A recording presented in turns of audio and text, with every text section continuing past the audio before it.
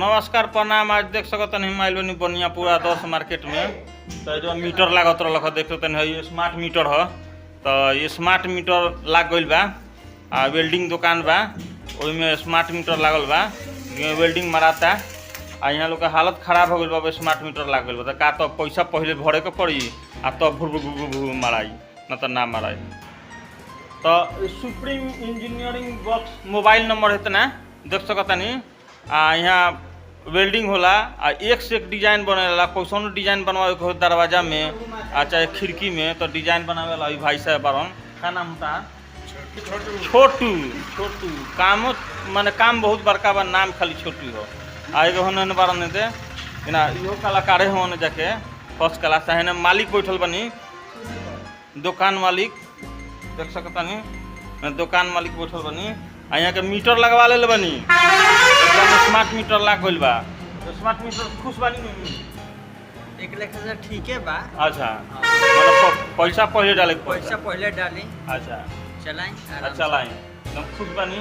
पैसा उड़ा जाए तो बंद हो जाए। पैसा उड़ाइल बंद हो जाए। तो ये बनता महाराजा गेट देख सकता नहीं। महाराजा गेट बनता फर्स्ट क्लास ऊपर फ्रंट वाले ऊपर का देखता नहीं ऊपर के हवे महाराजा गेट। अभी दोनों एक में सेट बा। बाद में करा के अलग अलग कर दिए बहुत डिजाइन बनी पर देखता नहीं मिस्त्री बनाओ तनी एकदम फर्स्ट क्लास वेल्डिंग शुरू बाबे महाराजा गेट बनता नामे महाराजा गेट। तो है जो देखता नहीं पुरानका मीटर हो ठीक बा। पुरानका मीटर अभी बावे जा काहे से कि अभी मीटर के हिसाब किताब नहीं भयल। ऐसे मीटर अभी अवेलेबल बा।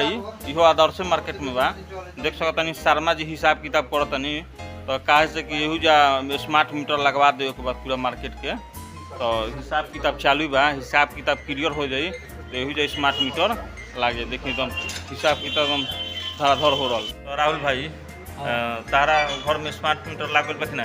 अभी तो हमरा घर में स्मार्ट मीटर नहीं लगल। तो लगवावे को तारा ना जे लगैले बा ओकरा से पहले पूछी अच्छा का बा नहीं के। हां ओकरा बाद अच्छा जे डेली चलावता हां पहले पूछ के ओकरा बाद हां तब तो स्मार्ट मीटर तो लगवा लेंगे। पहले सरकारी संस्था में न लगे के चाहिए। अच्छा हाँ पहले सरकारी संस्था में लगो बात पहले हमनिए के मुंह होता लो। अच्छा सरकारी संस्था में लगे के सरकारी में लगे के चाहिए स्कूल में लगे के चाहिए में हॉस्पिटल में लगे के चाहिए थाना में लगे के चाहिए ब्लॉक में लगे के चाहिए। ई बात रो सही कहन ना पहले जनते के मुंह आवे पाए सरकार को जनता पहले जनता मुंह ओकरा बाद सरकार के सरकार मतलब फ्री में यहाँ तो हमने के झेल लम सर लेकिन गांव देहात में लगे गांव देहात में दिक्कत है। जो तो मानता नहीं कि 2-4 रुपया आदमी कमाता तो दिया जाए। हाँ। गांव देहात में देहला के बात नहीं खे। बात ई बा कि समझ है में ना भाई। हां समझ में आवे चले बिजली बंद खेला खत्म समझ है ना चले अंधार हो जाए रात के उड़ा जाए बड़ा गोयन बा। यहाँ तो समझ जी इन आदमी ब्लॉक में नहीं खेला कर अभी सब कोई के मोबाइल से समझो में तो ना भाई का करे के बा का धरे के बा बात से ठीक कहता पहले सरकारी संस्था में लगाई या देखाई। हां हां ओकरा बाद हमनी के मुंह आई तो रउआ लोग ये पर कमेंट करे में बताएं कि सरकारी संस्था में अभी तक नहीं लागल कोनो ना ब्लॉक में लागल बा ना थाना में लागल बा ना स्कूल में लागल बा ना पोस्ट ऑफिस में लागल बा।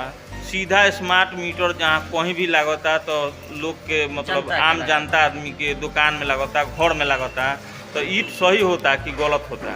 पहले सरकारी संस्था में लगे के चाहिए। सरकार जब निकले भी है तो पहले सरकार अपना एथी में यूज करे के चाहिए। उसके बाद हमनी के एथी करे के सही चलता कि नहीं अपना पर पहले एथी करे के पहले जनते के मुँह आई। तो ई लोग कमेंट करके जरूर बताएं लाइक करें और शेयर करें कि ये मतलब सही होता कि गलत होता। जय हिंद जय भारत।